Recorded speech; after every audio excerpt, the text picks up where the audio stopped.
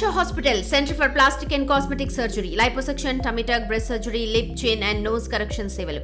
మీ అందానికి నమ్మకమైన చిరునామా హర్ష హాస్పిటల్స్ కొంపల్లి, హైదరాబాద్. బాచుపల్లిలో గత 10 సంవత్సరాల నుంచి రోడ్డు పక్కనే ఫర్నిచర్ గూడారాలను ఏర్పాటు చేసుకొని వాళ్ళ జీవనోపాధి పొందుతున్నారు. అయితే ఆంధ్రప్రదేశ్ నుంచి వచ్చి ఇక్కడ తమ జీవనోపాధి కోసము పిల్లలతో రోడ్డు మీద చిన్న చిన్న గూడారాలు ఏర్పాటు చేసుకొని ఫర్నిచర్ని అమ్ముకొని అందులోనే నివాసం ఉంటున్నటువంటి ఆ ఫర్నిచర్ గూడారాల్లో రాత్రి 11 గంటల 30 నిమిషాల ప్రాంతంలో ఒక్కసారిగా షార్ట్ సర్క్యూట్ రావడంతో ఇక్కడ ఉన్నటువంటి షాపులన్నీ కూడా మంటల్లో కాలిపోతుంటే ఒకవైపు అక్కడ ఉన్నటువంటి ఫర్నిచర్ని కాపాడుకోవాలా లేదు అంటే తమ ప్రాణాలను కాపాడుకోవాలా అర్థం కాక విలవిల్లాడిపోతూ బయటికి పరుగులు తీశారు. ఇక్కడ ఉన్నటువంటి వాళ్ళతో మాట్లాడదాము. వాళ్ళు ఎన్నో సంవత్సరాల నుంచి ఇక్కడ రూపాయి పోగేసుకొని ఊర్లలో పొలాలు తాకట్టు పెట్టి ఉన్న బంగారాన్ని తాకట్టు పెట్టుకొని ఎంతో అప్పులు చేసి మరి ఇక్కడికి వచ్చి తమ షాప్స్ని రన్ చేస్తున్నారు. రాత్రి జరిగినటువంటి ఘటనతో వాళ్ళు కన్నీరు మున్నీరుగా విలపిస్తున్నారు. నిజంగా అంటే రూల్స్ అండ్ రెగ్యులేషన్స్ ఒక పక్కన పెడితే హ్యూమానిటీ యాంగిల్లో ఆలోచిస్తే ఇక్కడ ఉన్నటువంటి వాళ్ళకి వచ్చినటువంటి కష్టం ఎవ్వరికి రాకూడదనే కోరుకోవాలి. ప్రస్తుతం వాళ్ళు ఉన్నారు. అమ్మ రూపాయి పోగేసుకొని ఉంటారు, ఎంతో కష్టపడి షాపులను పెట్టుకొని ఉంటారు. వచ్చాము, ఇదే గుడ్డ మిగిలింది ఇవాళ మాకు 12 ఏళ్ళ కష్టం ఇది. ఫైనాన్సులు తీసుకొని వడ్డీలు తెచ్చుకొని పిల్లల్ని ఇక్కడ ఆస్తులు కూడా అమ్ముకొని వచ్చాము. ఇక్కడికి ఏమీ లేదు, అంతా అయిపోయింది. మీరు చెప్పినట్లు ఊర్లో నుంచి బయటికి రావాలి అని అంటేనే చాలామంది చాలా విధాలుగా అంటూ ఉంటారు, సిటీకి పోయి మీరు ఏం చేస్తారు అని. ఈరోజు అలాంటి వాళ్ళకి ఏం సమాధానం చెప్పాలి, ఎట్లా వెళ్తారమ్మా? వెళ్ళలేము, ఇంకా ఇంట్లో ఉండి సంపాదించుకోలేను, ఊరు బయట పోయి ఏమి సంపాదించా ఏం మిగిలిచ్చామంటారు, ఇంకేం వెళ్తాం. ఎన్ని షాప్స్ ఉండే మీకు ఇందులో? మా 2, మా అక్కాయిది ఒకటి నాది ఒకటి, 2 అక్కా చెల్లెలు అనుకొని వచ్చాము ఇక్కడికి. అంటే ఊర్లోనూ ఎన్నో అప్పులు చేసి ఉంటారు, వాళ్ళకి ఏం సమాధానం చెప్పాలి? ఏమైనా సంపాదించారు? అదే సమాధానం చెప్పలేకే చచ్చిపోతున్నాం. వాళ్ళకి ఎట్టగట్టాలి, ఏం చేయాలి? రోజువారి ఫైనాన్సులు అమ్ముతేనే వాళ్ళకి కట్టాలి ఫైనాన్స్, మేము లేకుంటే లేదు. ఆడ వడ్డీలు తెచ్చుకున్నాయి, అమ్మటానికి కూడా ఆస్తులు లేవు అక్కడ. ఏం చేయాలో అర్థం కావట్క బోడదలను కూర్చున్న పొద్దున్న. అంటే రాత్రి మీకు వచ్చినటువంటి సిచ్యువేషను ఒకవైపు మీ ప్రాణాలని పిల్లల ప్రాణాలను కాపాడుకోవాలా లేకపోతే రూపాయి ఖర్చు పెట్టినది కాపాడుకోవాలి, ఏం దిక్కుతోచని తెలియలా. అదే ఇదనే తెలియలా మాకు. అసలు మిమ్మల్ని ఎలా ఓదార్చాలో కూడా అర్థం అవడం లేదు. మీరు బాధపడుతుంటే అసలు ఏంటి నెక్స్ట్ మీ పరిస్థితి? అసలు అర్థం మాకే కావట్లేదు, మేమేం చేద్దాం, మాకే అర్థం కావట్లేదు ఏంది అనేది.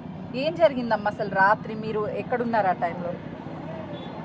ఇంట్లో అప్పుడేనమ్మా షాప్ మూసేసి అప్పుడే 11 దాకా బయటే ఉన్నాం షాపుల కాడ. మూసి లోపలికి వెళ్ళాము, అది మంటలు వస్తున్నాయని అన్నారు, అంతే.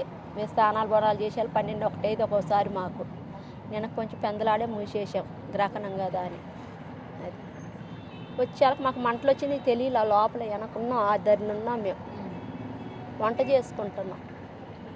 అప్పటికే కేకలు వస్తుంటే ఈ రోడ్డు ఏమిటి రోజు తాగిపోతూ పోతూ ఉంటారు కదా, వాళ్ళేది కేకలు పెట్టుకుంటూ పోతున్నారు అనుకున్నాం, కానీ మమ్మల్ని అని మేము అనుకోవాలి అసలు. తర్వాత మా పిల్లలు మగవాళ్ళు వచ్చి లోపలికి వచ్చి వెనక్గేట్ నుంచి వెనక్గేట్ చేసుకోవాలి. అప్పటికి ఇది అంటుకుంది, వెనక్గేట్ నుంచి వెనక్గేట్ చేసుకోవాలి. ఏమేమి అమ్ముతుంటారు ఇందులో? ఫర్నిచర్ అమ్మ, సోఫాలు, మంచాలు, బీరువాలు ఇంకా అన్నీ ఉంటాయి మా దగ్గర. అప్పుడు పిల్లల్ని ఎట్లా బయటికి తీసుకురాగలిగారమ్మా? ఒకవైపు వాటిని సామాన్లుగా. పిల్లలు లేరమ్మా నాకు, హాస్టల్లో ఉన్నారు నా 2 పిల్లలు.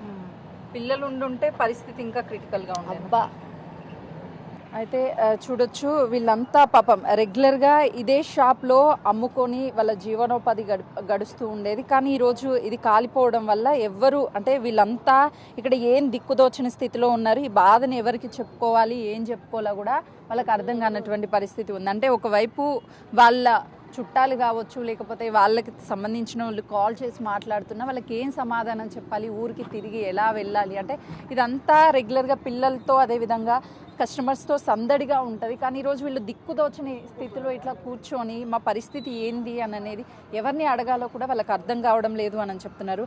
అమ్మ ఈ కష్టం ఎవరికి కూడా రాకూడదు. ఏం చేద్దాం అమ్మా, వచ్చిందిగా మాకు.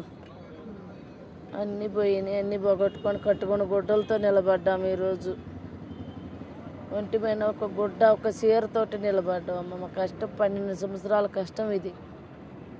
అన్నీ పోయినాయి, మా ఆశలు పోయినాయి, మా అరే ఆశలు పోయినాయి, అన్నీ పోయినాయి. ఏం మిగల పోడిదే మిగిలింది ఈరోజు. ఏమన్నా సాయం చేస్తే చెయ్యాలా, ఇంక మీరే దారి చూపించాలా. మేము బతకాలంటే మాకు దారి చూపించాలి మీరు. అంతకన్నా మీరు చేసేది ఏమి లేదు.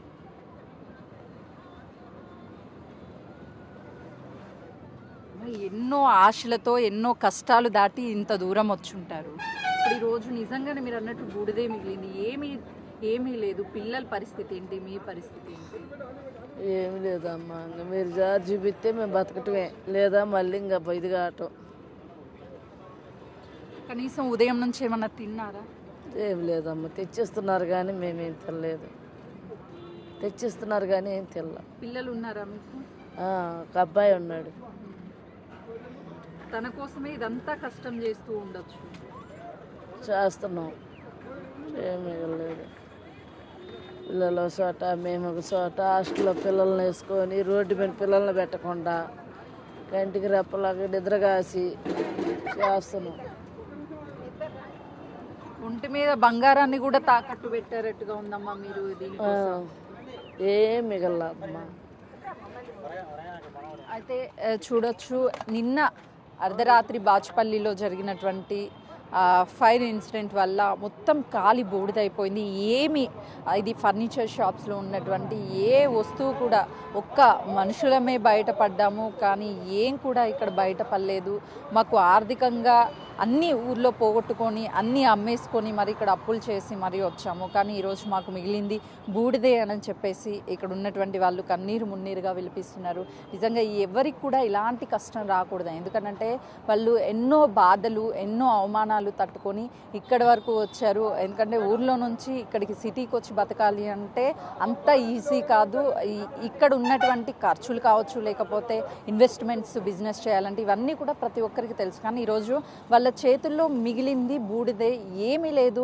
ఎన్నో సంవత్సరాల కష్టం అంతా కూడా బూడిదలో పోసిన పన్నీరుగా మిగిలిపోయింది అని చెప్పేసి వాళ్ళు కన్నీరు మున్నీరుగా వెలిపిస్తున్నటువంటి పరిస్థితి ఉంది. వాళ్ళని ఎవరైనా సరే ఆదుకోవాలి, ప్రభుత్వం ఆర్థికంగా ఆదుకోవాలి అని చెప్పేసి వాళ్ళు తమ ఆవేదన వ్యక్తం చేస్తున్నటువంటి పరిస్థితి ఉంది. కెమెరామెన్ పవన్తో సుజాత, బాచుపల్లి.